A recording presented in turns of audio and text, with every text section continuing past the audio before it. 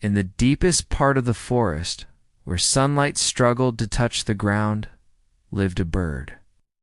It was a creature of the low branches, a permanent resident of the space just above the forest floor. This wasn't by choice, it was a condition of its existence. Its wings, feathered and perfectly formed, simply never learned the language of the sky. Every morning the world around it would rise. A chorus of rustling feathers and powerful thrusts would fill the air as its kin lifted themselves into the vast, open blue. They became specks, then memories, soaring on currents it could only feel as a gentle breeze rustling its own useless feathers. The bird remained on its branch. It watched. It observed the effortless ascents, the graceful glides, the joyful returns. It became an expert in the mechanics of flight, a scholar of the sky, all without ever leaving its perch. It was a spectator to the life it was supposed to live, a silent observer of a world just out of reach. The dawn was a symphony of wings. The first light would trigger a flurry of activity, the sound of countless bodies pushing against the air, a collective departure that left the lower branches in a profound silence. Shadows would dance and flicker across the leaves above, fleeting shapes that told stories of journeys beginning. The bird would track these shadows, its head tilted, listening to the fading calls until they were swallowed by the distance. Hours later, the process would reverse. The shadows would return, growing larger, resolving back into familiar forms. The sounds of arrival were different, softer, more contented. They brought with them tales of the upper world, of ripe berries on the highest trees, of seeing the river bend like a silver ribbon. The bird listened to these stories, carried on the wind, piecing together a map of a kingdom it would never visit. It learned the rhythm of the sky, the daily pulse of coming and going. An intimate knowledge born not of experience, but of longing and observation.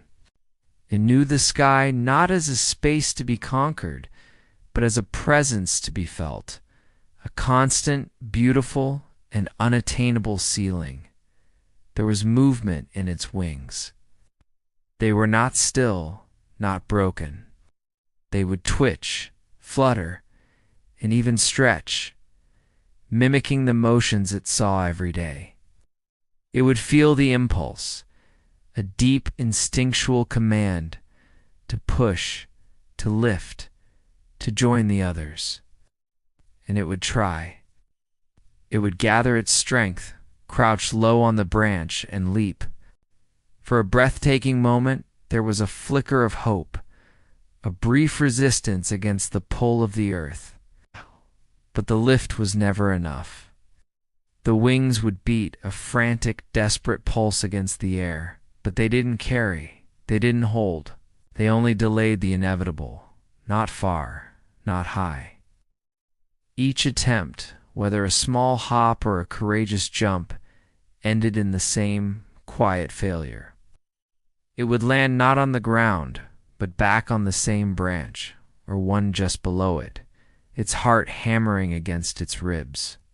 The forest, in its vast indifference, paid no mind. The sun continued its arc. The seasons turned, painting the leaves in shades of green, then gold, then leaving them bare. Spring brought new nests and new songs. Summer thickened the canopy. Autumn brought the great migration. Winter silenced the high branches. Through it all, the bird stayed. It was a constant, a small, still point in a world of perpetual motion. As time wore on, a subtle change began to creep into the forest's daily rhythm. The sky, once a bustling highway of wings, grew quieter. The morning departures seemed less crowded, the evening returns less certain. Some who left simply didn't come back. The seasons grew harsher, the winds more unpredictable. The journeys became more perilous. For the bird on the low branch, this slow thinning of the flock was felt not as a loss, but as a growing weight. The branch felt heavier, the silence more profound. The world was shrinking. When danger appeared, the shadow of a hawk, the slithering form of a snake on a high limb, the reaction of the others was instantaneous. They exploded upwards, a frantic burst of feathers, seeking the safety of altitude and open air. The bird could not go up. Its escape was lateral. It moved sideways, deeper into the tangled embrace of leaves and twigs. It pressed itself against the rough bark of the trunk, becoming just another knot in the wood. It learned to disappear not into the vastness of the sky, but into the dense complexity of the forest itself. It found safety in the shadows, in the overlooked spaces, in the world that everyone else flew over. Deprived of the sky, the bird was forced to learn the ground. It became a master of the world below the canopy, a domain the high flyers only glimpsed. It learned the art of stillness, the ability to blend into the dappled light and shadow until it was invisible. It mastered timing, knowing the exact moment to dart out for a fallen seed or a careless insect. Its hearing became exceptionally sharp, able to distinguish the footfall of a fox from the rustle of the wind. It found sustenance where others never thought to look. It ate the insects that lived in the bark, the seeds missed by the foragers above, the tiny sprouts that pushed through the leaf litter. It discovered shelter not in high swaying nests, but in the hollow of a fallen log. In the dense thicket of ferns where the wind could unpenetrate and the rain was just a distant drumming. The sky was no longer a promise. It was no longer a source of longing. It simply became a distance, a different place inhabited by different creatures with different lives. The bird's world was the here and now, the solid, tangible earth beneath its feet. One night, the sky broke. A storm of unimaginable fury descended upon the forest. It was not the usual rain or wind. This was a physical assault. The wind tore through the canopy, ripping and shredding. Thunder cracked like the world splitting apart. In the upper branches, the homes of the sky dwellers began to give way. They splintered, groaned, and then fell, crashing down through the lower levels of the forest. Nests, once thought safe and high, were torn from their moorings and sent tumbling into the chaos below. Wings that were built for soaring were useless in the violent, swirling vortex. Birds that had spent their entire lives in the sky, who knew nothing but the freedom of altitude, suddenly found their world collapsing. They were thrown from their perches, disoriented and desperate. In the terrifying darkness, they searched for the one place they had always ignored, the ground, and the bird was already there. Tucked safely in its hollow, buffered from the worst of the wind and rain, it listened to the destruction. It felt the tremors as giant limbs hit the earth, but it was secure. It had long ago made its peace with the world below, and now that world was the only sanctuary left.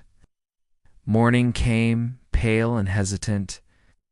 A watery sun filtered through a shattered canopy. The forest was eerily quiet. The usual dawn chorus was gone, replaced by a profound, wounded silence. The air, normally filled with the rush of wings, was still. The devastation was absolute. Slowly, signs of life returned. Some birds, the survivors, began to stir. They tested their wings, found new perches on the broken branches, and cautiously, tentatively, returned to the air. But many did not.